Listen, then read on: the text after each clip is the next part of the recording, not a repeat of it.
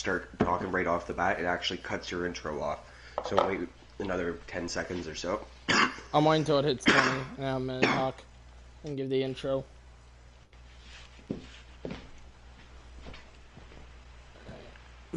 What's up, my renegades? It's your boy, Mr. Person, and welcome to the DRAGONCAST. Now, this is...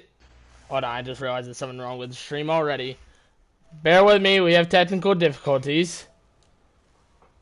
I gotta turn my thing off. Hold on. Boy message. There we go. Alright, now we can get this underway. So, this is the DRAGONCAST. Now, this is to interview people part of my clan that are in the competitive divisions, because we do championship leagues. And today, my guest is Infamous Chef 603, who is the current DBB World Heavyweight Champion and one half of the Tag Team Champions. We are getting ready to take a hard look through his Xenoverse 2 career, how he got to the DBB, what his plans are in the future. Infamous, welcome to the podcast.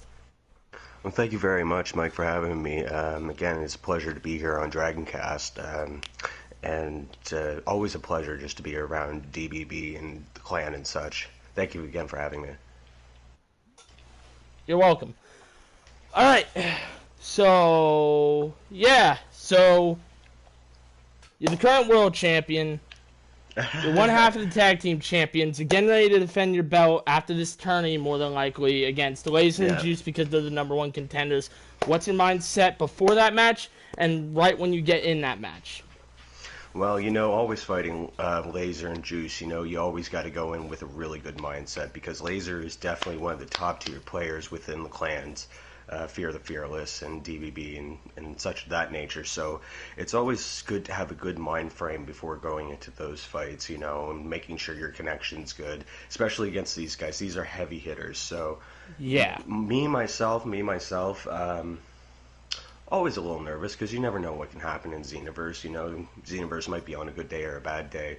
But yeah, fully excited to fight these guys. You know, it's always a pleasure to be around them, and you know, we always have good fun. So yeah. I'm looking forward to it.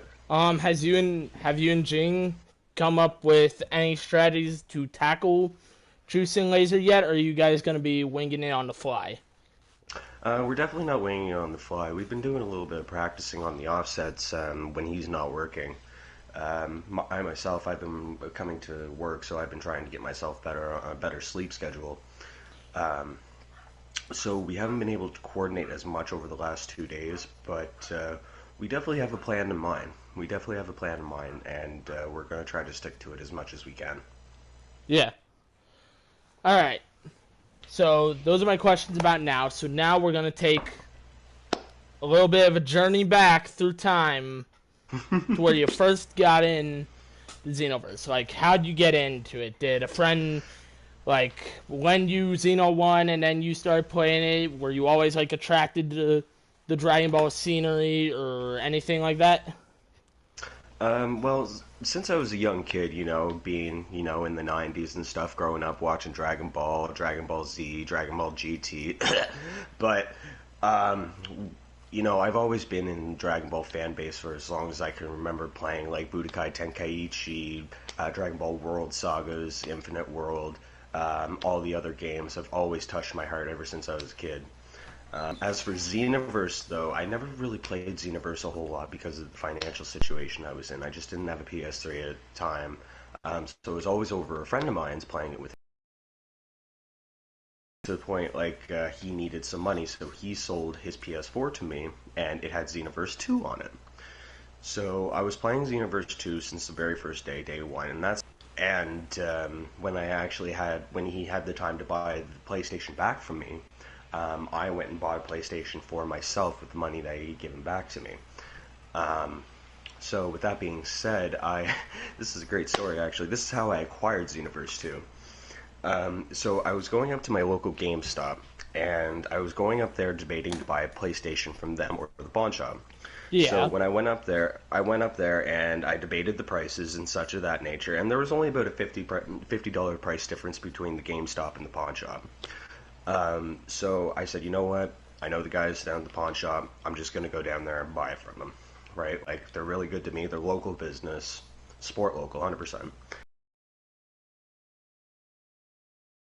Couldn't buy Xenoverse 2 down at the pawn shop, so I had to buy it from GameStop. Okay. So with that being said, I had the PlayStation 4 Xenoverse my receipt. So she took the PlayStation off because I wasn't going to buy it. But in the same turn, she must have took Xenoverse off of the receipt. And when I walked out of there, I ended up paying $15 for the premium membership card and getting Xenoverse free because she took it off the receipt by accident. Well, that is luck right there. So I have, like, I'm never selling that disc. I'm never, like, it's one of the very few disc games I do have for PlayStation. I just feel like it was meant to be in my hands. You know what I mean? Well, yeah, I feel you on that, because I actually got a game for free, and it was WWE 13. I got WWE 13, and I got Skyrim Game of the Year Edition for free, because I knew the guy at GameStop. Like, we've hanged out a couple times, and he did. So anyway, back to you. So you got Xenoverse for free now. You're just... So we got... So... Oh, go ahead. Go ahead. So you're just testing out the landscape. You're all on your own. Where did you go from there? So from there, me and a friend of mine, we went home, and we immediately hooked up the PlayStation. Now, this was back in 2016. So back in 2016, Dragon Ball Super was just getting its first start, right? You know, just getting onto its legs, just barely getting past the Resurrection F saga. So at that point, me and a friend of mine were really into it, so we decided to combine our names for our first CAC. My name is Josh, his name was Ryan. So we spelt it Jyren. Jiren. Which stands out for Jiren, yeah. So Jiren, our name was Jiren before Jiren was a thing. It was just kind of a funny coincidence, you know what I mean? Yeah. And I've always held that story to my heart because that was my first Xenoverse CAC. Benejo has been around with me as long as I can remember. Like, he was my very first CAC on this PlayStation. But Jiren, he was number one. So he's the original. Yeah, but he's gone now because that save data has been corrupted. Sadly. I hate when save data corrupts. It's just the most irritating thing. It really was, and me and him, you know, we were really sad about it, really upset about it. But you know, we just we sat down, we buckled down, and we just made more characters, and we kept going. I've been hit by two corrupted datas. I've had to restart Xenoverse twice. I've had to restart it once.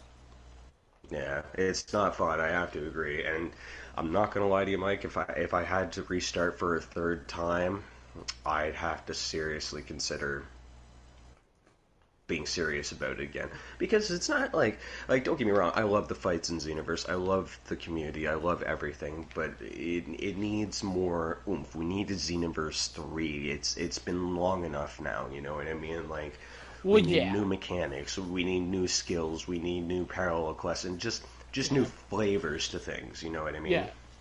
So you said you played Xenoverse when it first came out. So I'm gonna want to ask when it very first came out. Okay, so I'm gonna ask every one of my guests this. So Tunnel Vision. Yep. When game first came out, all the way until the ESL tournaments were gone, was top player in Xenoverse 2. When he left, do you think the legitimacy and honor of Xenoverse 2 kind of left with him, and then we had things popping up like the 52 and this and that and other clans popping up that were toxic? I can agree with that. No, I can agree with that. Like, you have the Souls clan, you have, and things like that. Like, don't get me wrong, Naughty, if you're watching, sorry. But, you know, it is what it is. You know, certain clans have just been trained to be toxic and cheese now, and you know, since the ESL tournaments have stopped, and you know, players have taken it less seriously, you know, it's just not as enjoyable game anymore. Just simply because of the fact that it's just so much renegade, it's so much wildness, it's so there's no honor in fighting anymore. It's just all about getting that cheap, easy win for the views, you know? Like, there's no Saiyan pride anymore. There's no, you know, there's that gimmick to be the best of the best, but, you know, nobody wants to actually work for it.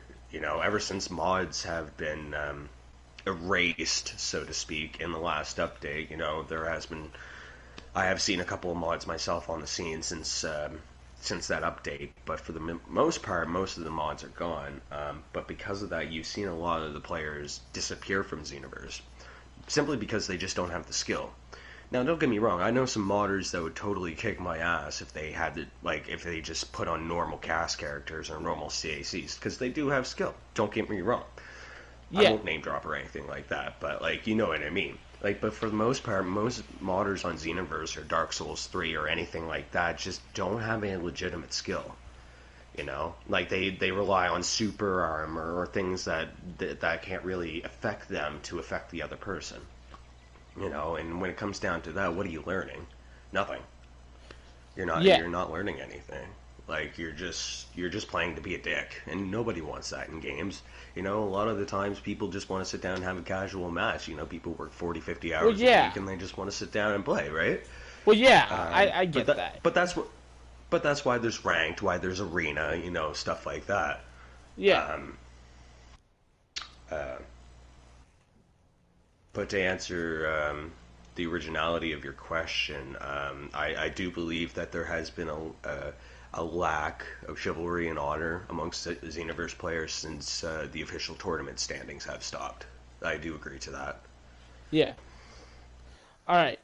So, okay, where were we in this story? 10 out of 10 talk show host, I know. Nah, you're good, man. No, it's a pleasure. Anyway, so, you're in Xenoverse, you're starting to get a feel for the game, you're starting to hype up. How did you meet Blackfire? How did you get in Team Savage? Ooh, that's a good question. That's a really good question, actually. Alright, so, truth be told, I actually met Blackfire and... No, sorry, my apologies. So, when I got the infamous chef account back in 2016, early 2015, sorry, I started playing Xenoverse, and where I met majority of the people was on ranked, actually. I met Blackfire through the ranked scene, and evidently that's how I met you, Mike, actually, was through Team Savage. Yeah. I remember the very first tournament being introduced into Team Savage just as a lowly cadet, you know, and you know, everybody was really positive and really friendly to be there, and I remember meeting you as the executioner for the current tournament. And it was really good because it's just like, this is Mike King and he's our executioner for the tournament, so don't fuck up. I was just like, oh, okay, awesome. You know, but it was in all good faith and good fun, right? It wasn't any malicious intent or anything behind it. Yeah, it was all in good fun. And that's where I got into Team Savage, and eventually at a later date you introduced me to the DBB, and I was in there as well. So so that's how we all met around with each other. And that point was simply because of the rank. I gotta say, if anybody's watching, you know, and they have a hard time, you know, making friends on video games, just turn on your mic. You know, just turn on your mic, start talking. They talk back. You never know. You guys might click. Look what happened to us. 5 years later, man. We're still going strong. Hell yeah, brother. You know, there's clans. You know, the clans are popping. We have awesome communities. You know, and so it's excellent. Let's go back to the Team Savage scene. So you were there for a long time. Pretty sure I came in a little bit after you. We met during the first tourney. So, who were the guys that pissed you off the most in Team Savage, like, back then? Back then? Oh my god, Zulu, top count. Okay, so Zulu's Zulu, like, I'm not trying to be mean or anything, but he did cause a lot of drama in the chats and stuff like that before I was even a captain. And and things like that. And another one, Will 2K. I don't mean to name drop or anything like that. And I think I even still have Will on my friends list, but we don't play anymore. I did too. And it wasn't exactly at the start, but more or less a couple years down the road. But Mighty, we'll just leave that at that. One on mine. If y'all know anything about me, you know why. I'm not gonna go into it. This is infamous. We're not. Moment. Yeah, like it's kids anyway. Yeah. So with that being said,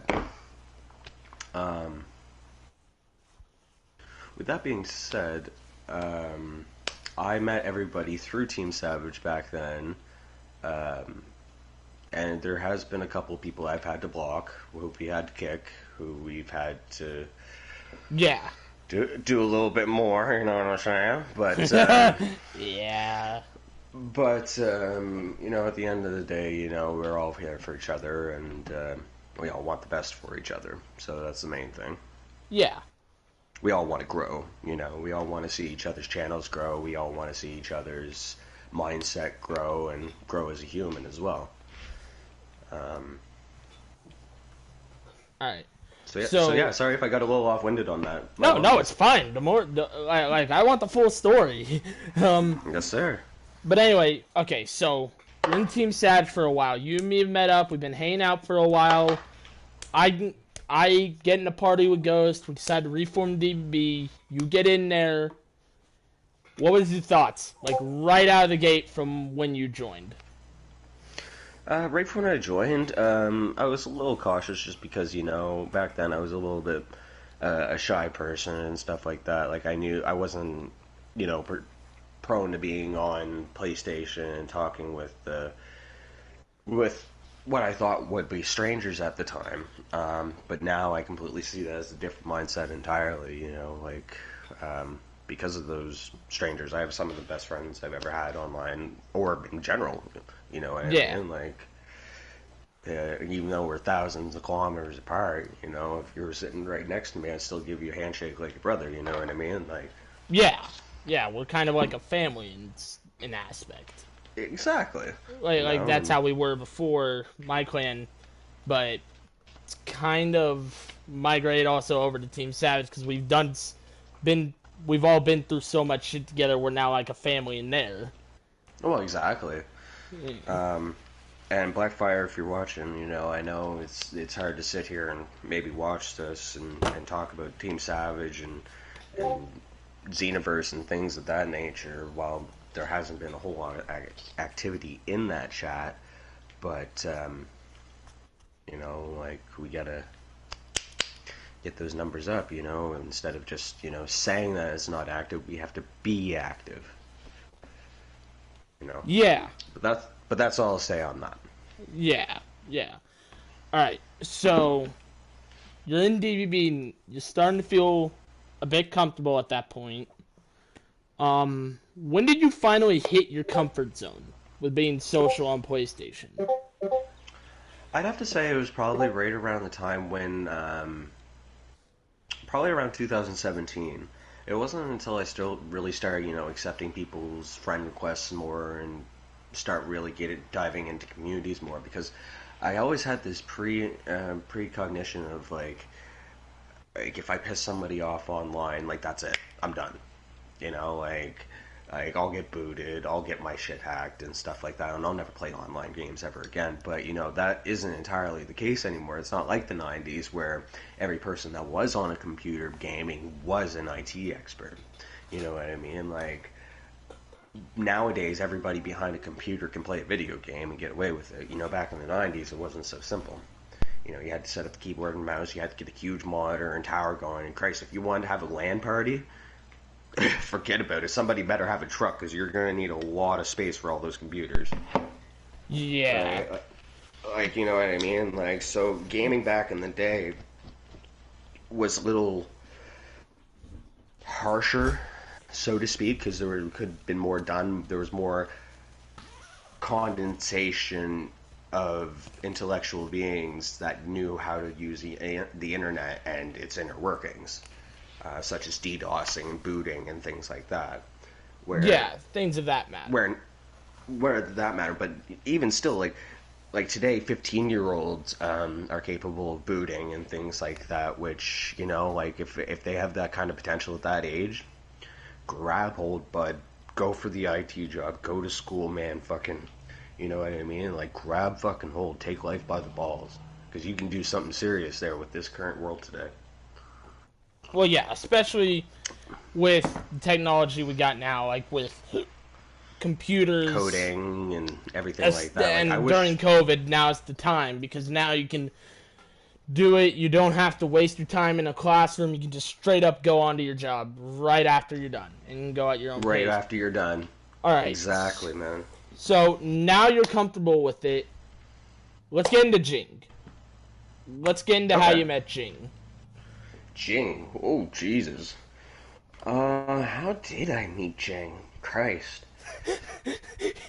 Sorry, Jing. How did I meet Jing? I met Jing after I met Mifune. Because Shade and Mifune knew each other beforehand. And then when... I can't remember how Jing got in. Jing knew Dean, and Dean knew... No, Jing knew Dark, and Dark knew Blackfire. And I think that's how he got into Team Savage. I can't quite remember. I think. Don't quote me on that, Jing, and if you're... Actually, he's probably at work, so he's probably not listening to this. But if you are, let me know. Because I can't quite remember myself, actually. All I remember is we didn't have any bad intentions when we first met, and we clicked pretty well when we first met. That being said, he's my tag team partner now. Yeah. So, as far as it goes on how I met Jing, I can't quite pinpoint the memory, but I know it wasn't a bad memory. So it was probably over a good fight, or or a good match, rather, so to speak, and or it was just amongst the clan chats we were all in, and we just casually met up with each other. Yeah. All right. So yeah, I did want to talk to you about that one rough patch, but if you don't want to, it's fine. No, by all means, that's what an interview is for. Because I knew there was like one rough patch between you and Jinx Friendship, but I didn't know like what all happened with that. So I got little tidbits of it. Well, so basically what had happened was, well,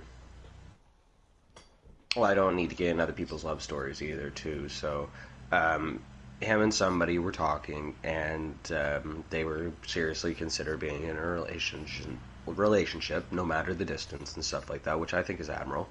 Because that's how Crystal's relationship started, was a long-distance relationship. I did not know that, actually. Yeah. Yes, it was, actually. For context, Crystal is Infamous's girlfriend / fiancé. Thank you, Mike. Yeah, she lived like 2 hours away. Now, that's a little bit of a difference between overseas, but you know what I mean. So, with that being said, Crystal made a comment, not last night, on one night, that pertained to the situation that I also didn't agree with what she said, and Jing and this other person didn't agree with either. So, with that being said, there was no heat, there was no words being said, there was nothing, it was just simply left the party. And things were a little awkward after that for a little bit. You know, we weren't in the same parties for a little bit, and, you know, what I thought were my friends and stuff, you know, we were just having a bit of a break. This was all during COVID quarantine last April, so, like, this was a very stressful time for everybody. Yeah, so, like, the beginning of the pandemic. Pretty much, yeah. You know, so we were all stressed out at that point, but bygones are bygones. We've all made up and stuff, so. That's all good. But that was the rough patch. Just some things were said that Yeah. shouldn't have been. So how did y'all smooth it over?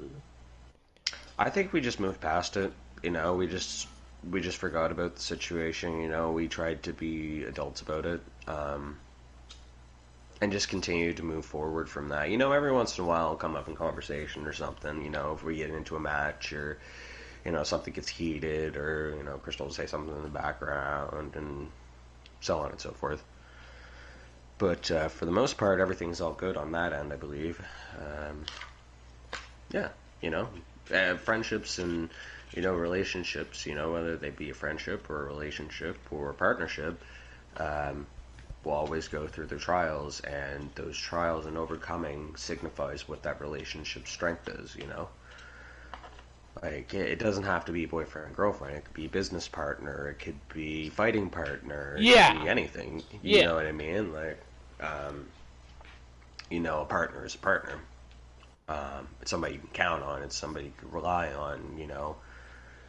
So we just kind of moved past it, and let bygones be bygones, and it was said. It will never be unsaid. So it is what it is. And what it is, it will be. That's what my father taught me. Yeah. Alright, so you get things smoothed over with Jing.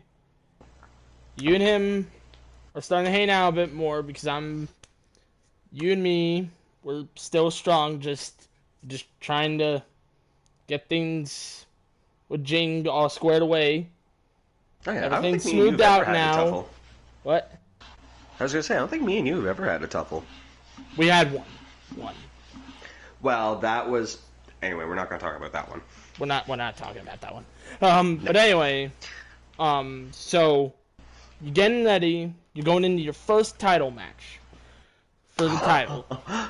Straight out of the gate. What's Jing's thoughts? What's your thoughts? Were you nervous? Were you calm? Did you have a game plan going in or out? I was nervous as hell, man. I'm not even gonna lie. I really was. I remember that.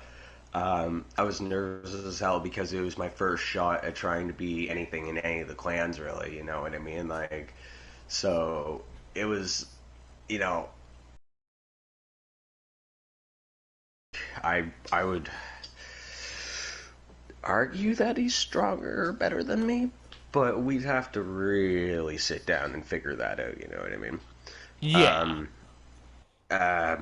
But I was nervous but excited at the same time, and after so much time training and literally spending weekends on perfect blocking, I felt like I was confident enough and ready. Yeah. Now, if I remember correctly, your opponent that night was, I believe, Jacob SSGSS. Yes, it was. Yes, yeah, it was. He was and I remember calling that match, calling the breaks. I had to break Jacob off 2 times. I had to break you off 3. But you were doing clean breaks. Like, most people break off at 4. You're already broken off at 3. You're already perfect blocking them. Already got them right where you want them. Which I admired about you, because you always got that plan and you always act quicker than most of the competitors that I have seen lately, with the exception of, like, Levi, Galactic, Potato to an extent. I'm not going to get into that. But, yeah. Absolutely. Yeah. So, you won the belt. How'd you feel? Oh, I was eccentric, man. It felt good, and, around the same time, Jing had just recently found out that there was a Bandai standing for Xenoverse players. And at the time, he told me that me and him were both in the top 1,000 players within the Xenoverse servers altogether. And that made me feel really good at the time because, like you said, just won the match, and I was feeling on top of the world, I wasn't the best, but I was definitely up there in the standings, you know what I mean? I felt really good about it. There was a lot of times, we're in gaming situations where there's just too many people to be one of the best. It's so saturated and stuff. So to feel that accomplishment in a game, you know, that you've been trying to work at for years and trying to really craft your art with it. It just felt really good. So from there, you got the belt. You've defended it twice. You did a rematch with Jacob. Then you did a match with Sozin. How'd you feel going into that rematch with Jacob? I want to start off. Good. Don't get me wrong. Like Jacob's internet is bad at the best of times. I don't mean to be rude. But so there was definitely some lag perseverance to overcome there. But for the most part, I just felt really, I don't want to say annoyed to the fact that there was so much lag in that fight, but I just felt like I knew it was coming and I had to prepare myself, so that's just what I did. And, from that point on, it was just, a straight fight because it just had to be done. I couldn't afford to lose the title. I didn't want to lose the title, and it was more of a resolve to be staying at the top than anything, because there were some things that was going on in my life at that time where I just, it was my escape, so I wanted to be the top of my escape. You know what I mean? Yeah. So, but that's where that mood came from. As for Sozin's fight, I don't really remember it. I'm not gonna lie to you. So you guys actually had a no holds barred match. Okay. You and Sozin did. And Sozin was training with me at the time. Jing was helping you to where you two, you had no beef with each other, but you wouldn't cross paths because you didn't want to accidentally give something away before the match. Which I thought was... Oh, yes, I remember that, yes.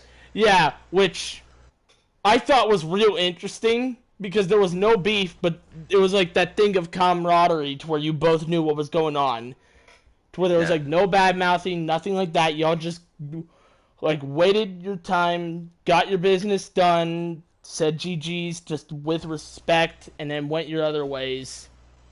Yeah, absolutely. And that's, I don't want to say that's what adults do, but I would say that's what more mindful fighters would think. Well, yeah. Because at the end of the day, we're all on here to try to escape something, and, try to relax and things like that. And the last thing you want is somebody screaming in your ear, or unless you're just playing around with friends or something like that, you know what I mean? But, the last thing you want is somebody screaming in your ear, oh, you didn't break my stamina, and you hit me with the time skip Molotov. But anyway. Love you, buddy. He's watching right now. Love you, buddy. Alright. But I feel like I'm going to get a message here in a second. Hey, it's fine. Continue his story. I'm sorry, I totally got off topic there. It's fine. Can you remind me again what we were... We were talking about, the camaraderie between you and Sozin going into that match. Yes, yeah, so, like you said before, me and Jing, we went our separate ways, but we still were inappropriate fighters, to know that, we had our match, and that was it. There's no trashing, there's just GG's, and... Yeah, you see, that's what I've always admired about you and Sozin, is that y'all do have respect for people, even when they don't have respect for you, because I try doing that every day. Doesn't work all the time, but I try. Alright, so now... Don't get me wrong, there's been a couple of times that I have gotten quite mad at Xenoverse. Don't get me wrong. There's that one time that I called out a modder, and I said, you probably use mods for the same reason you fuck your girlfriend with a dildo, because you can't do it right. So, that was a mood. Yeah. Sorry, just had to get that out there. No, it's fine. This stream's more than likely not getting monetized. Well, Well, not right now, anyway. It will eventually, but not right now. Yes, sir. If we keep doing these podcasts, man, I really enjoyed these. Yeah. Alright. So, now I'm going to get into the match that I know from the way you were acting pissed you off the most. The champion versus champion match with Naughty. Yeah. Yeah. So, did you know that she was gonna play like that right out the gate? Like, I should have known. You know what I mean? Like, I should have known.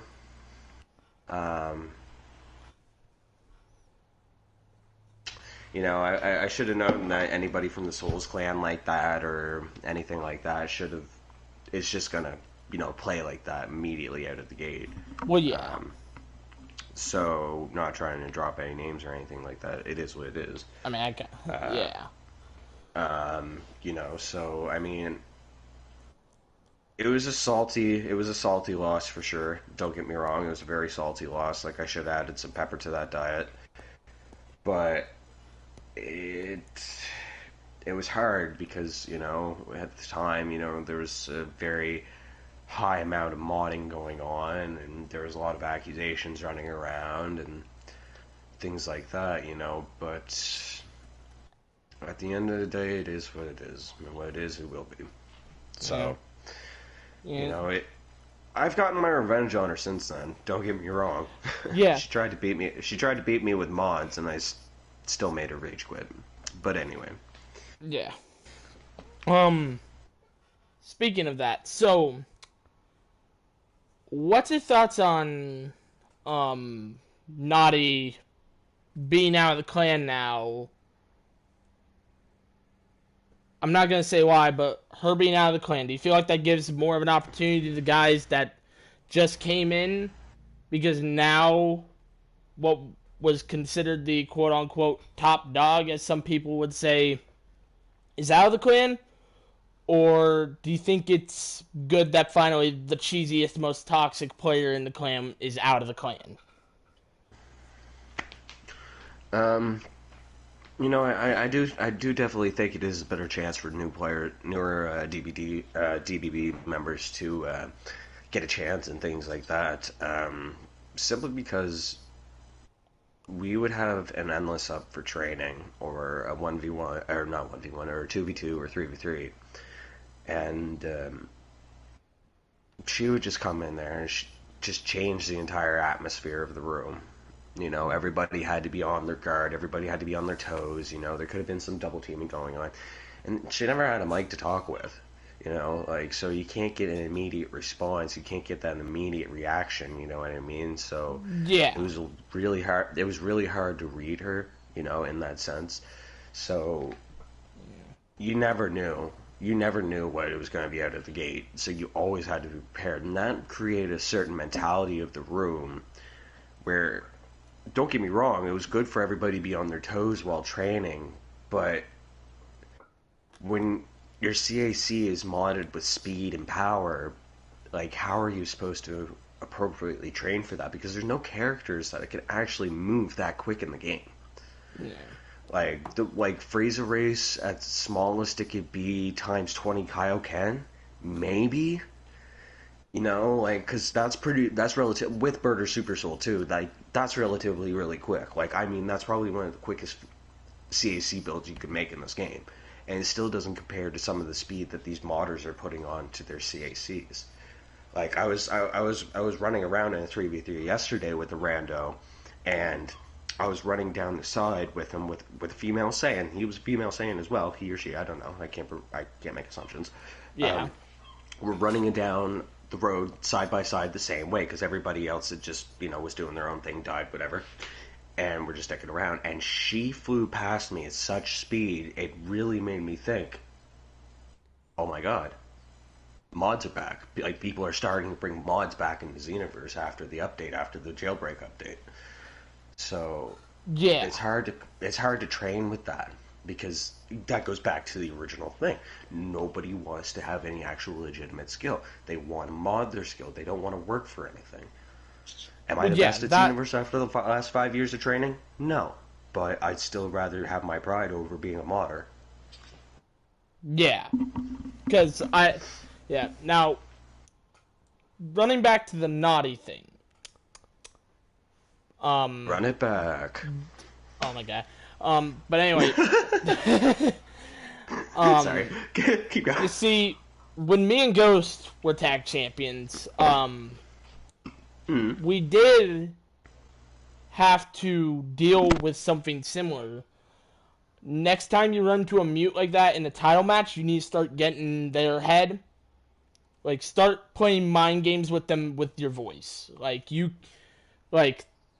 They use not having a voice to their advantage. You need to use your voice to your advantage in a way. Like, just play mind games. I'm not saying, like, full on go talk shit, but, play some mind games. Like say, No, absolutely. like, middle of a match, like, when you go to guard break somebody, go and say, turn your mic on, motherfucker, or something like that, to get in their head. True. Alright, so... Go ahead. There's a certain build I have. With my female human. And a lot of the times when it's like the heavy stamina break off, I'll sit there, I'll be like, limit burst for me. You know? Because the build I have is will hit you even if you limit burst. So with that being said, that's why I call that out all the time. Limit burst for me. Because I remember, if we could talk about limit burst for a second. Yeah, that's fine. I remember back when there was no such thing as a limit burst. Yeah, I remember that. It was only introduced because fighters had sparkings. 100%, like, when fighters dropped and sparkings were a thing, that's when limit burst came out. And when limit burst came out, a lot of people dropped this game simply because it was like a stamina reset to some extent. Because you get this awesome stamina break off, and a lot of the people didn't know at the time that you can perfect block a limit burst. It's incredibly hard, but you can do it. With that being said, every time somebody got the limit burst off, it just reset, and unless you had to move like Warp Kamehameha or an instant transmission move of some sort, you pretty much lost your tracking on them. And depending on their build, if they were a low stamina build or if they were female Majin or something like that, they could get their stamina back pretty quickly. And that would restart the whole fight, and at that moment, the whole match can switch around just like that. Because you have to think about it, at that point, by the time somebody pops their limit burst, they're usually like a minute or 2 minutes or 3 minutes into a match, right? So when you're at that point, usually your stamina is pretty low. Your health is low, your ki is low, at that point. So when they get that limit burst off, they break off, they get that stamina reset. It's all about the stamina. It's all about the stamina war at that point, because at that point you're probably going to have lower stamina, right? And that's, at the end of the day, that's all this game is about: stamina use. If you don't have any stamina, you're fucked. So, because stamina, I feel like they've made more essential in Xenoverse 2 than 1. Like, 1, if you're broke, it's really no problem. You're gonna fall to the ground. There's no, like, stun animation if you fall to the ground. You can just go right into Super Guard, get out of it, spam Emperor's Death Beam. Exactly, right? So, well, I think that stamina is a main part of this game now. I also think that there should be, like, a catch your breath technique or something like that. Like, like, as your stamina is recovering, if you hit a certain button the right way, like, your stamina will come at that bar. Like, your stamina will come back at, like, 2 bars or something like that. You know what I mean? Like, yeah. I'd like to see a mechanic like that introduced into Xenoverse 3. It'd be really nice, because that could change a game around entirely. Because if you have your stamina broken and you have a chance to catch your breath while your stamina's broken, you know what I mean? Like, you have, like I said, potential to have a 2-bar come back, or something like that, you know what I mean? Some sort of mechanic, like I said earlier, something fresh, something new, Yeah. All right. So you just took an L from Naughty. You find out she's left the clan because of personal problems. So there's a PS4 title match tourney. You advance to the semifinals against Levi. What was your thoughts going into that match? Do you feel like you could have done better in that match? How do you feel? Oh, 100%. I didn't even know Levi at the time, so I didn't know what his game style was, what his play style was, or anything. I didn't know Levi at all. And I even, if I remember correctly, I called Levi a lagging little fucker or something like that, during the match, just because I didn't know him at the time. No, you called Vegito that. Oh. Yeah, you called Vegito that. You called out Levi for infinite combos. That's what it was. You're right, 100%. It was. It was the infinite combos. But I did so bad that day. I don't know what it was. It was the first match of the day or what it was. I can't remember. But I did terrible that match. And I'm not trying to duke on Levi's skill, because Levi's probably one of the best in the clan. Absolutely. Don't get me wrong. Yeah. Losing to Levi is not an insult. Rather a session, just to compliment yourself on how far you can get. It's the same way with Galactic, those two are some pretty top heavy hitters, and I fought Galactic 4 times, and I've only come to just like a smidgen of his health bar left. I've never actually beaten him. So on that note, there are plenty of heavy hitters way better than me out there, and all I gotta say is that it's just train every day, and you may get mad, but some days your opponent's just having a really good day. Yeah, so I was really mad about that fight, because I thought, getting the world champion title and stuff, I think a little bit of it got to my head, and there was a little bit of a time there where I just didn't train, I didn't do anything, it was just, straight fights. And I think that's where my skill started to lack over the last 2 years or so. But with that being said, that really ignited something in my stomach and just said, all right, start training again. So, did I lose to Levi and lose a match? Sure. But at the end of the day, I think I built more character, and I think that's what it was really all about. Yeah. Alright. So, you took a loss to Levi. You find out Jing's in the finals. Jing also takes a loss to Levi's. Originally, it was a tag team. Then, you defend your belt against, I believe, Vegito. Did you think Vegito, compared to back then, is better than he was now?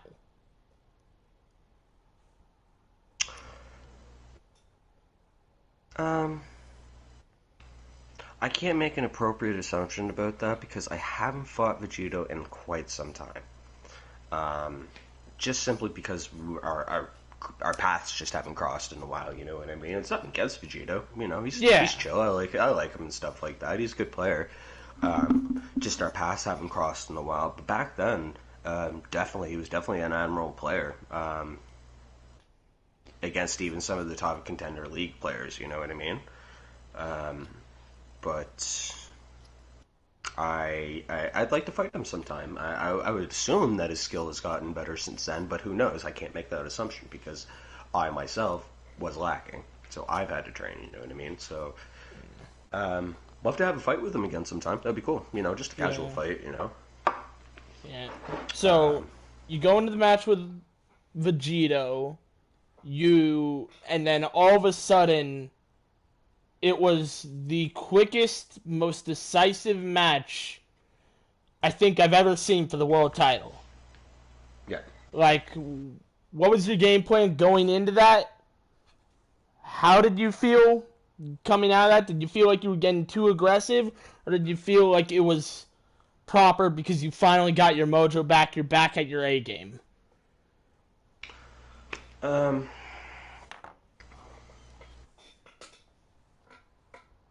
That's a good question. Going into the fight, I definitely felt a redemption needed of some sort. But for the most part, I feel like there was just a blank mindset I had to be about it. It's just, don't think about anything else. This has to be done. Just going into it. And I think with that, I had such a mindlessness about me that I don't really remember the whole fight a whole lot, but I just remember going into it and coming out of it. Yeah. You know what I mean? So, in that sense, it was a good fight from what I can remember. But maybe I was being a little too aggressive, but like I said, I wouldn't know, because I just don't remember. Something just kind of came over and just took over for the moment, like, but yeah, it was a good match, none to say nonetheless. Yeah. So then, okay, so you come out of that match with Vegito, you have an exhibition match against a potential competitor, you squash him. I can't remember who it was for the life of me. I'm pretty sure it was not. No, it wasn't Naughty. No, it wasn't Naughty. Who was that exhibition match with? Sozin. I remember. It was Sozin. That camaraderie. Because yeah, it was Sozin. It was Sozin. Okay. So you go into that match. It ends in a draw. Yes. Which is surprising. Because a lot of people were starting to sleep on Sozin because he was on a bit of a losing streak. Do you feel like that motivated Sozin in a way? Elevate him in any way? Did it, lower your, mentality in any way? Did it, show to you, hey, I need to get in my A game. This man nearly kicked my ass. If there's a title match being made, I need to get going. Was it anything like that?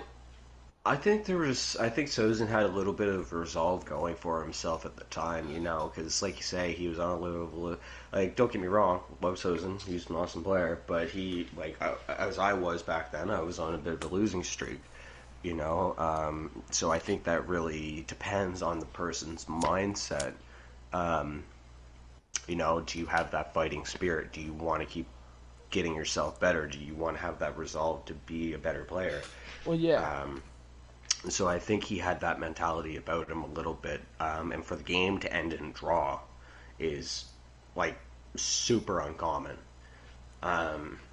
So the fact that it came to a draw just signified something to me, that this man, he's meant to get better and stuff. So good on him for that. Yeah, yeah. So you come out of that match. Sozin goes AFK, so there's another champion versus champion match because the divisions are starting to get a bit slow between you and the current well, not the current one right now, but the current champion at the time, which was Murtok, and Jing was there. Did you feel like that was going to harm you and Jing's friendship in any way, or do you feel like he knew what the outcome was going to be of that match, or did he feel like there was nothing going on? Anything of that sort? You're gonna have to run that one by me again right quick. I'm not sure. Murtok was the champion for a while, and then Jing beat him, and then... No, Jing was there while you two were having the match. And was watching. As well as I was. I was refereeing, Jing was... In a way, he was what we would like to call in the gorilla position, watching the match. Did you feel like that was going to affect you and Jing's friendship in any way, or did he feel like oh, this was good training for Murtok to try and get him motivated? And what do you think was going through his head? Because I am going to have Jing on the Dragoncast later, but okay. No, I don't think it would impede in our friendship at all. At the end of the day, it's a match, and we're both professionals about the situation. So at the end of the day, that's all it is.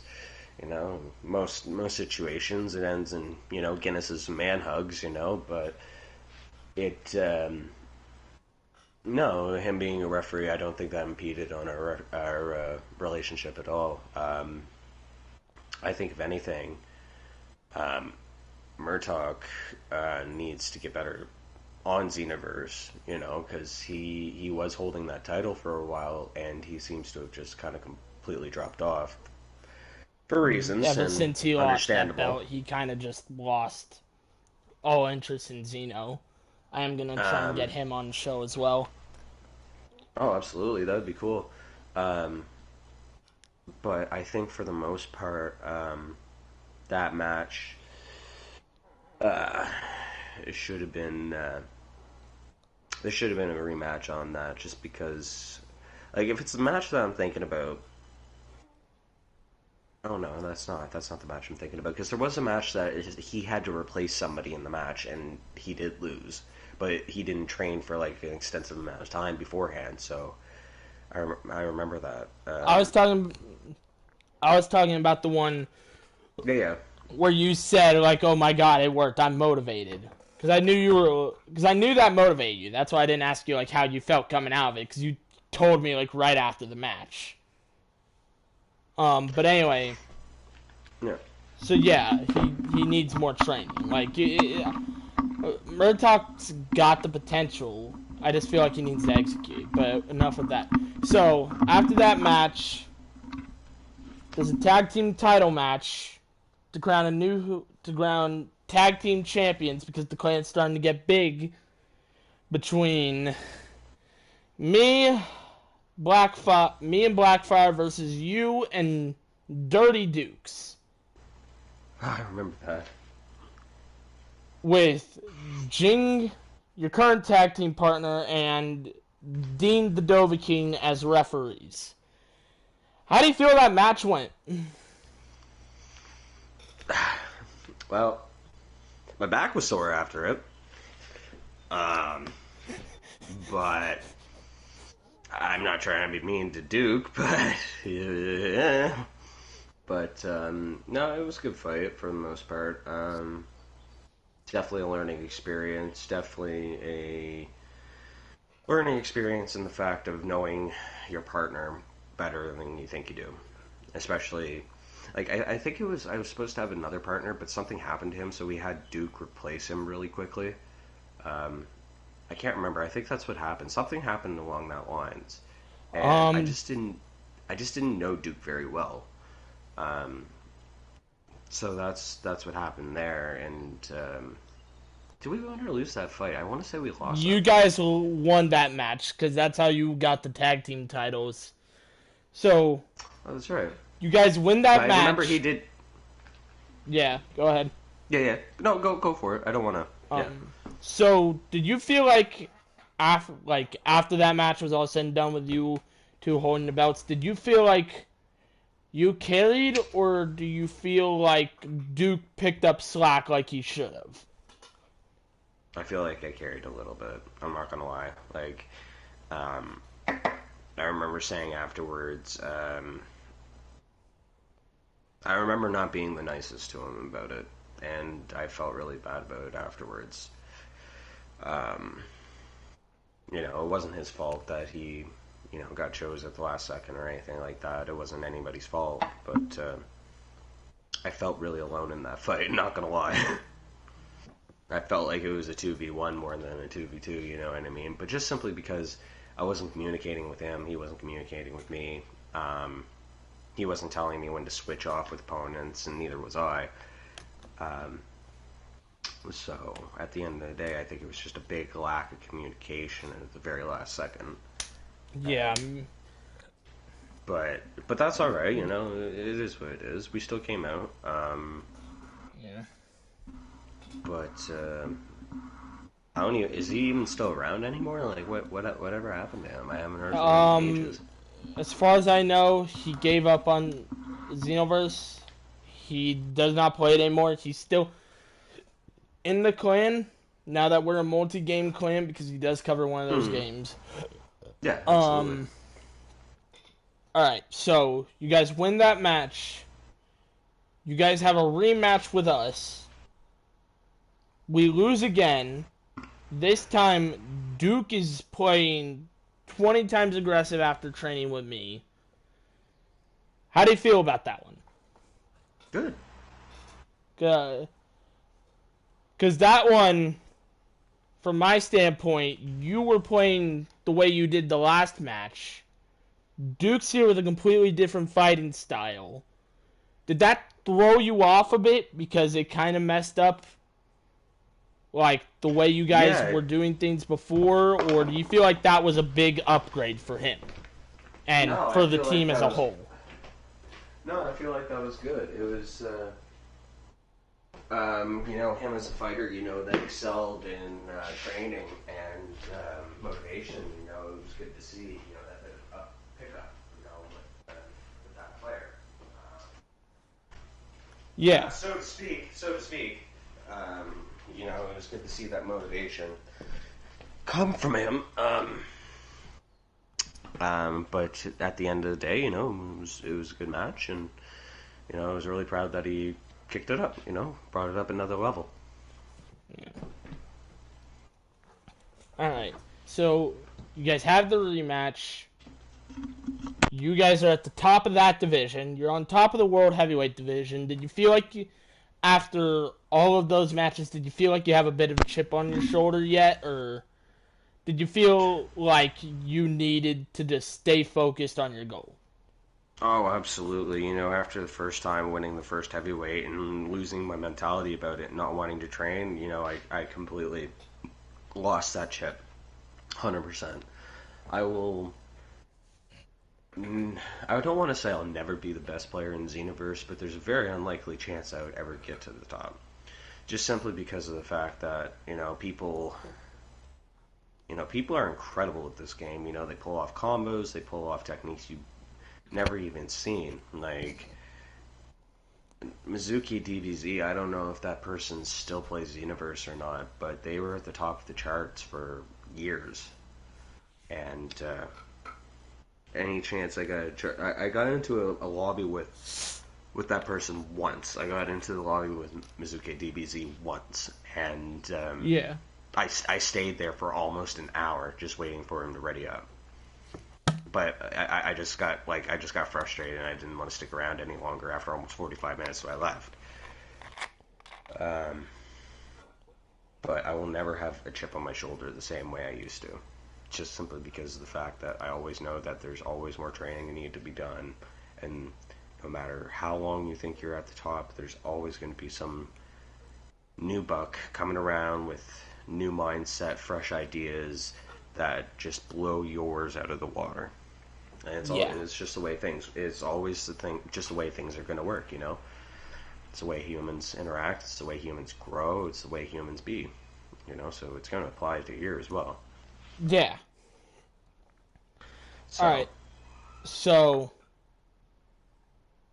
Duke goes AFK. Why did you pick Jing as your tag partner? And how did you decide, Jing's the guy I need to keep this belt? Jing, do you feel like he deserved to at least hold one belt? Because he had a bit of a losing streak for a little bit of time, I'm not gonna lie. But he was starting to, be more casual with the championship matches as he went. Do you feel like that made to where he was a bit of a veteran when it came to the championship picture like you are? Or did you feel like he deserved to hold a belt and you wanted to just do it with someone you consider a good friend? Well, Jing is an excellent person to bounce ideas off and combos and moves and stuff like that. I would call him a bit of a veteran at Xenoverse. A veteran's at the Champions title, I'm not too sure of because I don't know where he stands with that kind of thing. But I would definitely call him a veteran at Xenoverse, just simply because he's gone through pretty well every CAC you can make. He has all the moves, he has everything that that you could ever need to know about Xenoverse. And with that being said, I think it was really good. He was a really good knowledge tool and a friend at the same time So with both those coinciding together, it made a really easy choice for me to choose him as my tag team partner. Simply just because when we are sparring together, we can make the matches go on for quite a while, just by training with each other.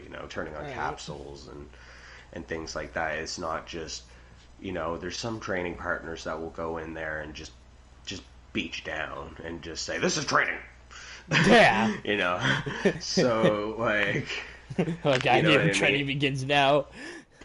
Yeah, but that's a meme. That's funny between all us, friends and stuff like that, But there's excuse me. I think that definitely was impediment on my choice with him being my tag team partner, just simply because of his vast knowledge on Xenoverse, and his variety of uses of characters as well.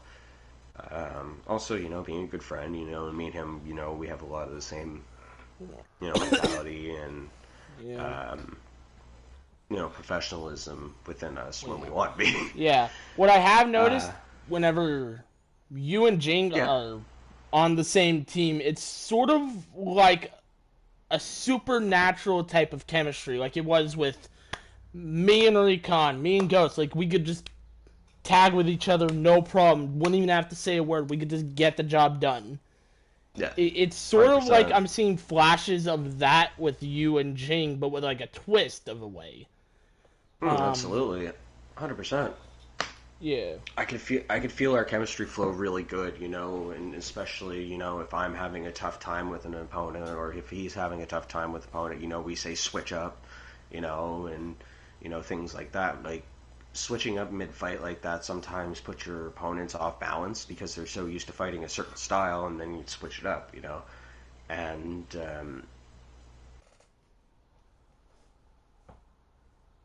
yeah, yeah. Yeah, I was checking the party to see if I lagged out or anything. No, yeah. So, that being said, I really do believe our chemistry works really well. We don't really there's communication, but there's minimal communication, only when needed. You know what I mean? Like, we're both very focused on the fight, or Chef, I need a capsule, or Jing, I need a capsule, or Jing, send me a revive, or vice versa, or stuff like that. Yeah. Especially in this new tournament coming up with the Tag Team Tournament of Power, the Power of Duo. I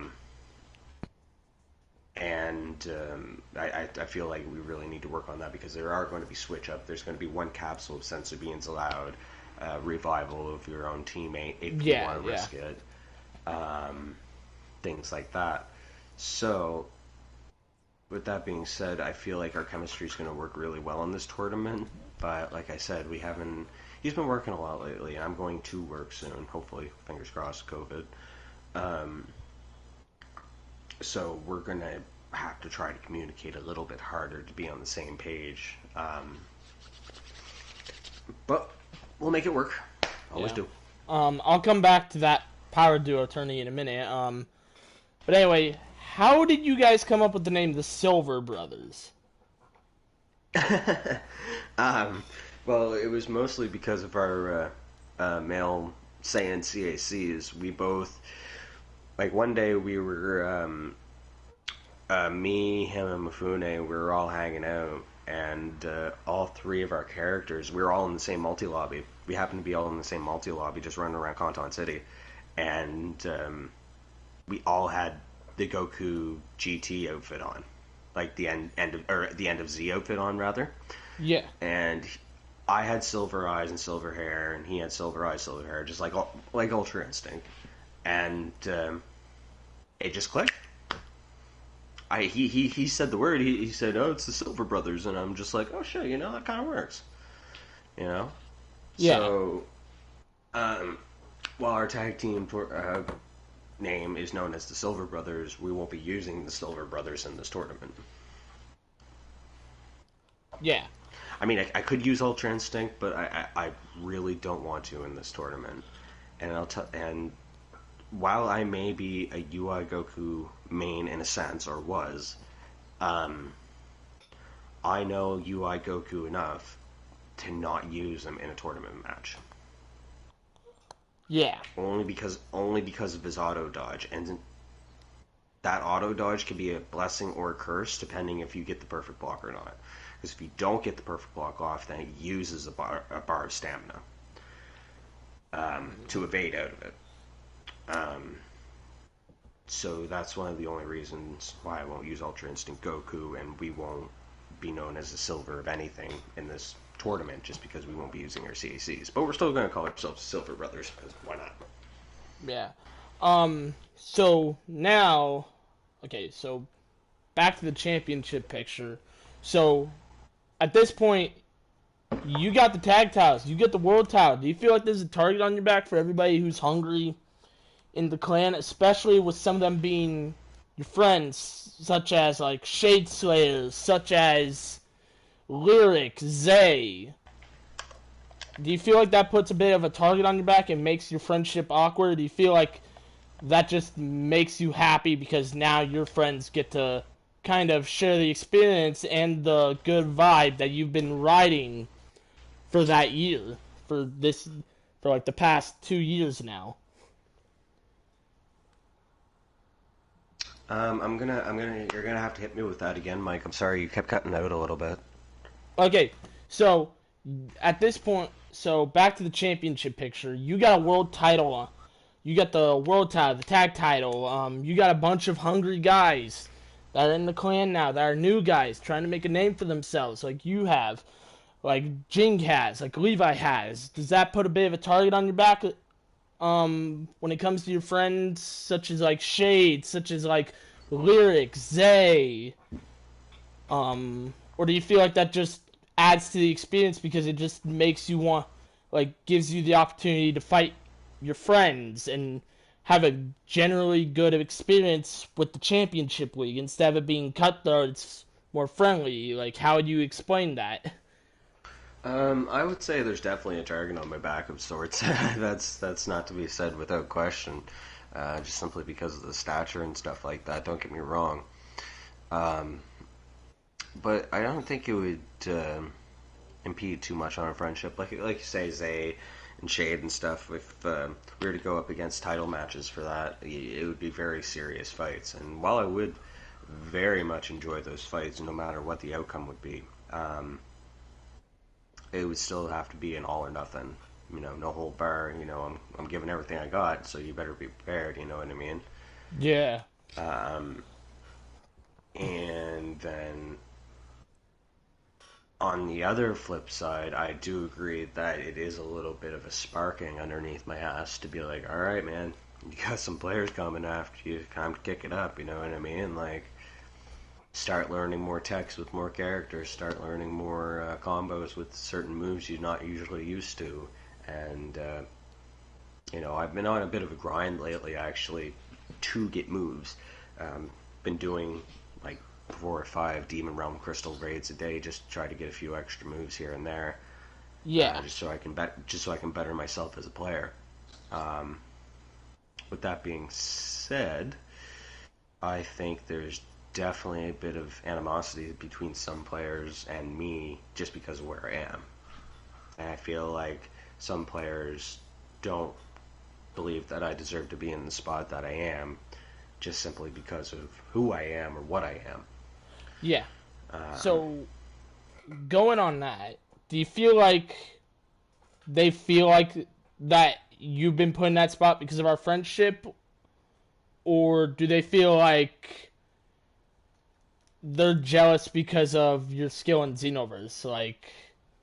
I don't think it's simply because of our friendship, because don't get me wrong, while we're friends, you don't try to do anything special. Like, you don't try to put me at the top of the roster, or you don't try to do this, or you don't try to, you know what I mean? Like, you treat me the same way as you would every other player in the clan. With that being said, I still feel like some people may still have that feeling towards the situation just because of the stature of our friendship and things like that. But on the other hand, I do feel like there are just some people out there that feel like that just simply because of, my skill, where I am and stuff like that. Like, I've had people tell me I suck at Xenoverse, but on the flip hand, I've also had people tell me I'm terrifying. So Yeah. it's really all dependent on the person and stuff like that at the end of the day, I suppose. Yeah. Yeah. So let's get into the one story of when so I'm trying to think of it the way that like when you got cashed in on, basically. Like you just got done with a tag match of you and Jing versus, I believe, Zay and Naughty. You guys come out on top, out of the blue. I believe Dexter, out of nowhere, comes into the party, says he's cashing in on you for the world title. Match right out of the gate, no prep time, nothing. What was your thoughts coming into that, like, when that happened? Well, not too sure about that, actually, because Dexter is one of those few players that actually really got underneath my skin. Yeah. Just with constant infinites, key stunning, and things like that. Like, I didn't buy his game. I can't tell him how to play. So it's on me to be a better player to be able to get around those things. It's not about just crying, oh, don't do this because I can't fight against it. You know what I mean? So at the end of the day, it is what it is, and I should have just been able to prepare better for it. I didn't know he was going to play like that. I didn't know he was going to cheese the entire time and stuff like that. But again, it is what it is. I mean, it still came out on top, but did it leave like a sour taste in your mouth with that, or did it feel like satisfying in a way? Nah, I was sour about it because I had to be cheesy myself, and I don't like doing that. Yeah. Yeah, I feel you on that. Like, I'm more of a boxer when it comes to fighting. Like, don't get me wrong. Like, I'll use a super move here and there, and if you have a stamina break, I'll use an ultimate. But for the most part, I like just fighting. Yeah. Dodging, weaving, getting around opponents, things like that. Like, that's kind of my fighting style in a sense. Then you have people that will do nothing but use, like, Faint Crash or, like, not saying anything, but, like, Faint Crash or Angry Hit all the time, and just really repetitive high damage meta moves that everybody else does. You know what I mean? Like, there's no creativity to it anymore. I feel like everybody's just following it's just the lather, rinse, repeat. Lather, exactly, right? And maybe that might be due to the fact, this game has been out for almost 6 years or 5 years now. So, I mean, it there's a bit of a lackluster to it maybe now, just because the moves are so overused. There's nothing new, and as soon as a new move does come out, everybody already has it, just because people want that new, right? Yeah. So I guess that's what that is. Yeah. So now I'm gonna get into a topic. It's kind of related to the Championship League, but not. When you met Sans, and then after the whole deal with the screenshot of him beating you while lagging. Yeah. How did you feel about that? Like right when I texted you, and how do you feel about Sans as of now? Because I wanted to give both of you guys time to like talk about it, think about it a little bit, because of heat of the moment, you know how that is. Oh, absolutely. Yeah. So Sans taking a screenshot after quote unquote beating me because of lag. Now I'm not just talking like a false hit confirm. I'm talking it was like Brave Heat out of nowhere, literal nowhere. Just over and over again, raw ultimate, and I don't mean to be mean to Sans, but I've come across that type of player a million times before and throw random stuff out. And when you fight a player like that, they're extremely unpredictable. They can either it's a 50 sometimes you have they have a method to their madness. When people like that play, there's no telling what they can do. Like even Crystal yesterday, like really good couple of hits in, right? So just because he didn't know what she was going to do. Then again, he didn't know he was fighting her, so to speak. So when Sans took that win, and I saw the screenshot, and after you texted me, it didn't really bother me a whole lot, just simply because like I knew I can like I don't like boasting my skill, but I could kick his ass every day of the week. You know, so no, trust me, you're fine. I've even told him that. I even told him that. And after Levi, somebody streaked him, I think. It was Levi. Because it wasn't just me he posted; it was somebody else as well he posted about, and go for it. Go ahead. So anyway, do you think the punishment I had him go through was justified or was a bit over the top? And do you think I was risking Levi's title doing that? Because I gave him a best out of 3, like a mid-heavyweight title match against Levi because of that. Because he said that he posted that because, quote-unquote, his pride was broken and needed a pick-me-up. Okay. Yeah, I think the punishment was appropriate. It was. I mean, if you're gonna talk the talk, you gotta learn to back the walk, right? Yeah. 100%. You know, you don't see me going and posting screenshots of people I've fought against and stuff. Don't get me wrong, I have taken a few. Yeah. But those are just, load up backup cartridges in case I need them, you know what I mean? Like, yeah. Oh, you want to talk shit? All right. How about I post that?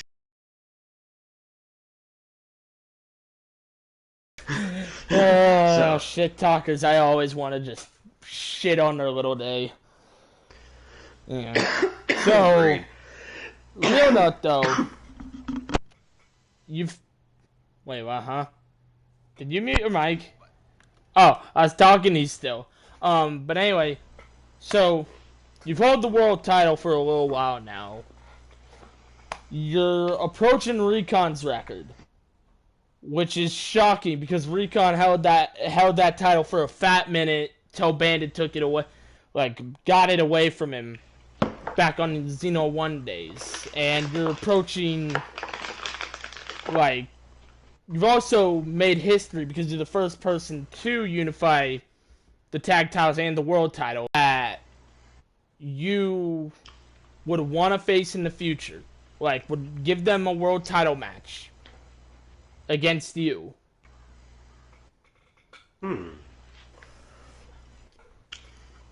Well, I definitely want it to be Levi. Levi? Because I think if there's anybody in the clan that should take over the responsibility and the influentialness of being one of the top ranked players in the championship, I would give that to Levi. Because I feel like Levi, well, we can all be all silly and stuff. I feel like Levi can be professional about it as well. Okay, if there is a certain situation that needs to be done or something like that, I feel Levi can appropriately get the job done. He's had my back a couple of times, and I was the one that suggested him as a captain for Team Savage as well when that tournament took place. And, yes. And when he did come to be a captain, I was really happy to see that because I feel like he was an excellent addition, just simply because of his skill, his knowledge, and his professionalism. Yeah. Alright. So, then I'll try, later down the line. Not right now because it's attorney. Yeah. Oh, for sure. Schedule one of those. But anyway, so, say, there's an exhibition match next week. Is there anybody in the clan that you have beef with that you want to call out right now? Is there anybody I want to call out? Keep in mind, Dexter is back. Nah, I don't want to call it Dexter just because, he has his play style. I have mine. They just don't mesh, so yeah. I don't want to cause that headache. Playfully calling out? I have to say potato. Like, I'm coming for you, motherfucker. Nah, but you know what I mean? Like, so, gotcha.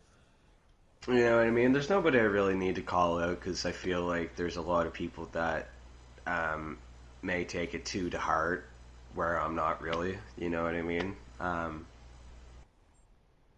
But anybody. I challenge anybody in the DBB. Okay, then. So we got 2 minutes left. Literally 2 minutes. Who do you think's got the best chance of winning this tag team tourney, clan-wise, between Team Savage, DBB, and FTF? Oh, FTF all the way. I'm sorry. Like, we had DBB and Team Savage, maybe really friggin' good. There's just some guys on Fear the Fearless that just, I can't, like, Galactic, I just can't touch. So, while I would put Team Savage at third place, I would put DBB in second, and then I would put Fear the Fearless at first. Okay. I'm sorry, but it is what it is, Team Savage just isn't what it used to be anymore, Yeah. A lot of the players that, were in Team Savage have seemed to have migrated elsewhere. Just, certain chaps are up all the time, but I can't even remember the last time I played Xenoverse with Blackfire. Alright, so we know what your standpoints are on the clan-wise.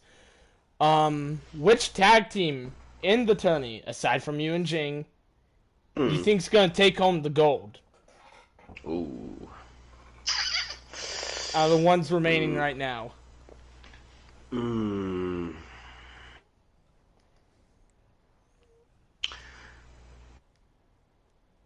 I don't know, man. That's a really hard call because there's some really good players up here. You know what I mean? Like, it's really hard for me to make that call. A1's going to be an admirable opponent, very admirable opponent. Me and A1 are already eliminated. How'd you guys get eliminated? Wait, what? He was a no-show, so we lost via bye. He didn't proxy for anyone? I was really going to tag with Sean, but... Yeah. Well, Sean and Henshu were originally going to tag, but then... Henshu, you know how he is, I'm not going to get into it on camera. But then...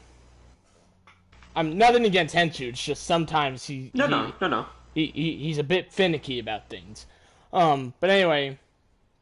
So me and Sean were going to tag, and I was just going to let Juice and Laser... We were going to let Juice and Laser just go on ahead, and then it was going to be me and Sean versus Annie and Savage, but I don't know what it was. Like, me and Sean weren't on at the same time. We had no prep time, so we just agreed to let everyone, like, let Annie and Savage and Juice and Laser just both go ahead. But yeah. If there's anybody that would take it, I would have to say it would probably be Laser and Juice. You know what I mean? If it was aside from me and Jang. Run the roster by me again right quick. Like, I know a few, but I just don't want to make any mistakes in making a prediction. I know Annie and Savage, there's Blackfire and Joseph, there's Gamer Geek and Levi, there's Mystical and Slade, there's Juice and Laser, there's you and Jing, and there's Annie and Savage, I believe. Hold on. Yeah. And our next, me and Jing's next match is against Mystical and Slade. So I think that should be an interesting fight. I don't know anything about them, so. They're new breeds. They are straight new breeds. Okay. Well, like I said, new breeds can come in with really fresh ideas sometimes, so I'm still gonna have to be on my toes about it, Like, and as always, train. Do plenty of push-ups, sit-ups, and drink lots of juice. DFS reference for those who don't know. Alright, well anyway, that's all the time we got for right now. Thank you all for watching. Like, subscribe, hit the bell notification icon, go donate to the DBB Patreon, and I will see you all later. Next episode, we are going to be interviewing Fear Elder Lag. And with that being said, I will see you all later. Peace.